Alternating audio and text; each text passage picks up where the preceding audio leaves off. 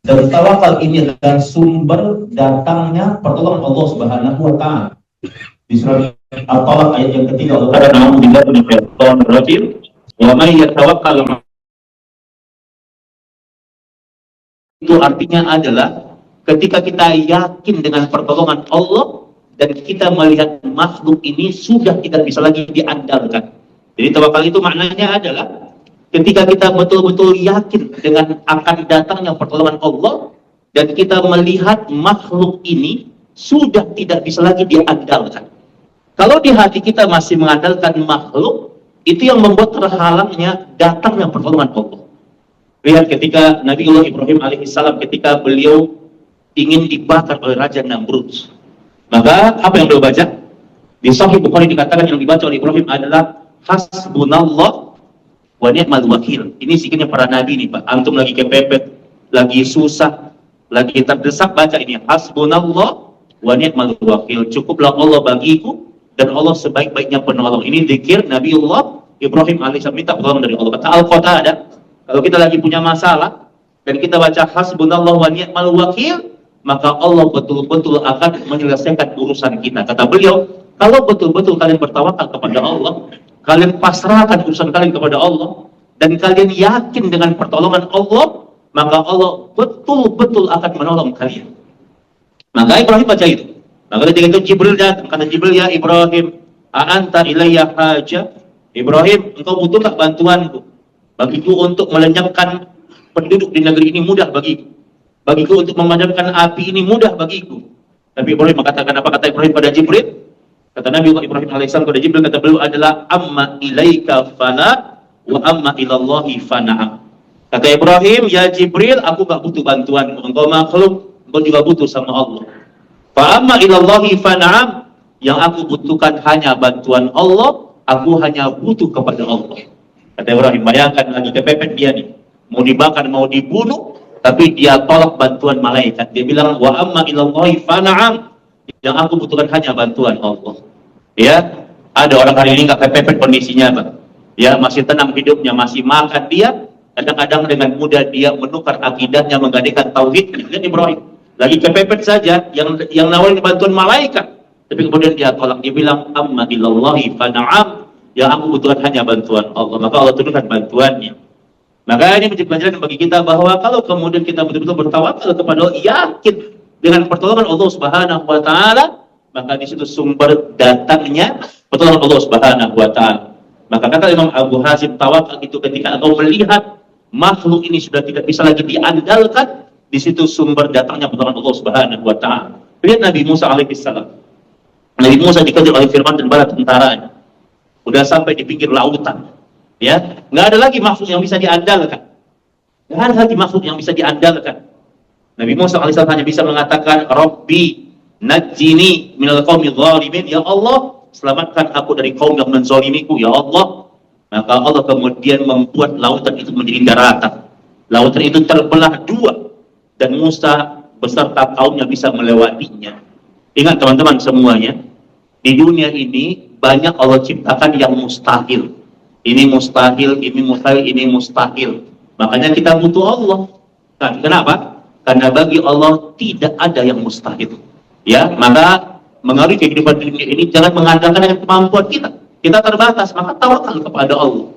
Inti tawakal itu kita yakin dengan kebesaran Allah dan kita yakin Allah akan menolong kita. Ya, maka lihat bagaimana Allah cerita tentang ketika Fir'aun bikin sebuah sayembara. Kata Fir'aun, setiap bayi laki-laki yang lahir di negerinya, maka semuanya wajib disembelih, kata Fir'aun. Disembelih bayi itu. Maka kemudian di surat Al-Qasas ayat yang ke-7, Allah mengatakan, wa auhayna ila ummi Musa, dan kami ilhami, kami bisikkan ke hati ibunya Musa, agar ibunya itu menghanyutkan Musa. Musa dihanyutkan. Maka Allah yang maha hebat, bagaimana kemudian Fir'aun memelihara seorang bayi laki-laki, di mana bayi itu akan menggulingkan kekuasaannya di masa nanti. Ya, ini siapa yang hebat? Allah yang maha hebat. Ya, maka ketika kita bertawakal kepada Allah, Allah yang punya cara untuk menyelesaikan urusan kita.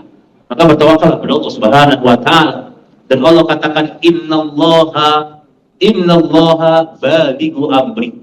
Kalau kalian betul-betul bertawakal kepada Allah, maka Allah yang akan menyelesaikan urusan kalian. Kalau kalian bertawakal kepada Allah, Allah yang akan menyelesaikan urusan kalian. Ada satu kisah yang menarik. Kisah ini terdapat di Sahih Bukhari. Kisahnya disampaikan dalam kitab Ahsanul Bayan yang dikarang oleh seorang syekh ulama besar, Syekh Saleh Muhammad bin Toha Abdul Wahid rahimallahu taala. Di kisah ini masyhur ya, mudah-mudahan Anda sudah pernah mendengarnya. Kisah ini kisah tentang kisah dua orang Bani Israel. Dia melakukan transaksi pinjam meminjam. Mereka pinjam meminjam. Dua Bani Israel ini mereka beriman kepada Taurat dan Nabi Musa. Mereka bertauhid kepada Allah Subhanahu wa taala, transaksi pinjam meminjam. Maka kata temannya kepada temannya, dia bilang, "Ya akhi, pinjamkan aku harta sejumlah 1.000 dinar." Dia minta dipinjamin harta sejumlah 1.000 dinar.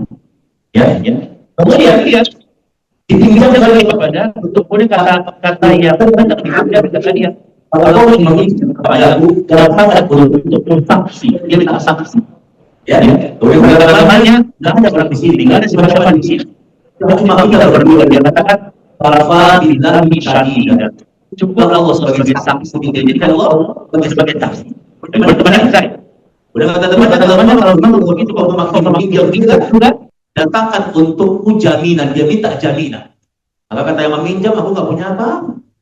Maka aku jadikan Allah sebagai jaminanku, kafa billahi kafila. Allah sebagai jaminanku. Maka temannya percaya, dijadikan Allah sebagai saksinya, dijadikan Allah sebagai jaminannya. Kemudian dipinjamin harta sejumlah 1.000 dinar. Kemudian mereka berpisah. Yang meminjam kemudian dia naik kapal yang besar, dia menyeberangi lautan dan dia ingin melaksanakan tugas dan hajatnya. Mereka berjanji dalam waktu 1 tahun itu pinjaman harus dikembalikan. Maka tibalah waktu 1 tahun. Maka orang soleh yang meminjam ini dia sudah mengumpulkan harta sejumlah 1.000 dinar. Dia ingin mengembalikan kepada temannya. Dan temannya yang meminjamkan udah nungguin di pinggir lautan. Ya, dia nungguin kapal yang datang dengan harapan agar temannya segera mengembalikan pinjamannya. Maka yang meminjam dia tungguin kapal, dari subuh dia tungguin, nggak ada kapal yang berlabuh ke tempat itu. Masuk waktu siang nggak ada kapal yang datang, masuk waktu sore nggak ada kapal yang datang. Sampai masuk waktu maghrib dapat informasi bahwa pada hari itu tidak ada kapal yang berlayar di hari itu, semua kapal libur di hari itu. Maka kemudian dia menghadap ke kiblat, dia berdoa kepada Allah, dia bilang, "Ya Rabb, di hari aku meminjam, aku telah jadikan engkau sebagai jaminanku. Di hari aku meminjam, aku jadikan engkau sebagai saksiku. Maka ya Allah, sampaikan hajatku ya Allah. Sampaikan keinginanku ya Allah, agar harta ini kembali kepada temanku di hari ini. Ya Allah, aku janji hari ini, harta ini harus aku kembalikan." Kemudian dia ambil kayu yang besar. Ini kisah saya. Kenapa bisa dibuka kisah ini? Dia ambil kayu yang besar, kemudian kayu itu dia lubangin. Dia lubangin kayu itu, dan kemudian dia taruh harta sejumlah 1.000 dinar. Di dalam kayu itu dia taruh harta sejumlah 1.000 dinar dalam kayu itu.